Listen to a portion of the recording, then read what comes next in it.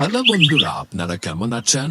আশা করি ভালো আছেন। ফেসবুকে আমার আজ থেকে প্রায় নিউ ব্লগ শুরু করেছি। আপনারা ভালো আছেন আশা করি। আপনাদেরকে করে গাছ দেখাতে চলেছি, যে বট গাছের নাকি কোনো মূল নেই। হ্যাঁ, কোনো মানে মূলটি আপনি খুঁজেই পাবেন না। আসুন আপনাদেরকে দেখাই।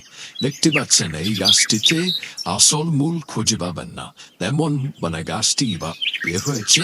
হ্যাঁ, দেখতে পাবেন একটা বট গাছ, ঠিক আছে?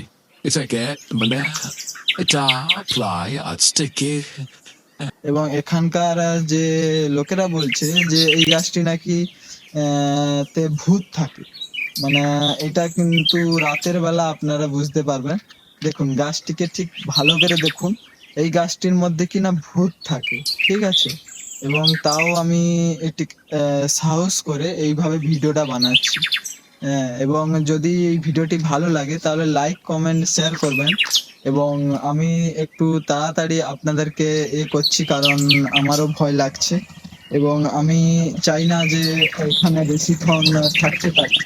এবং আপনারা দেখুন যে এই গাছটিতে কিভাবে নেমেছে, কিভাবে হয়েছে দেখুন। আমি আপনাদেরকে ঠিকঠাক দেখাতে পারছি না কারণ আমার তো আর আপনাদের মতো বড় ক্যামেরা নেই। আচ্ছা ঠিক আছে, যথারীতি দেখাতে পারছি। হ্যাঁ, এই গাছটির মধ্যে ভূত থাকে এবং আমি সাহস করে এসেছি কারণ আমাকে ভয় লাগে না। এবং সত্যিকারে বলতে গেলে প্রথম তো আমি এই ব্লগ গুলো স্টার্ট করছি এবং আমার ফেসবুকে আমি ব্লগ করি না। যথারীতি আমি ঘুরে বেড়াই কিন্তু ব্লগ করার মতো সাহস হয় না। নতুন ভাবে ব্লগ তৈরি করছি।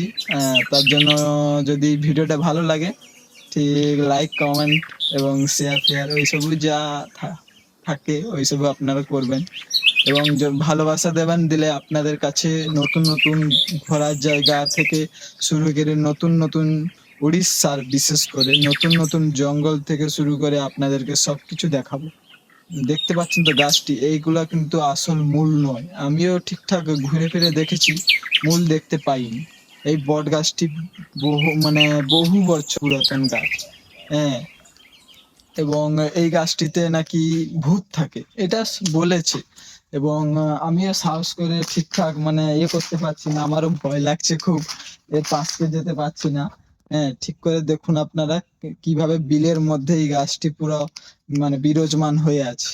হ্যাঁ, দেখুন কিভাবে বিরাজমান হয়ে আছে, খুবই ভয় লাগছে। তাই আপনাদের সঙ্গে আর বেশি কিছু না বলে আমি ভিডিওটাকে এখানে শেষ করছি।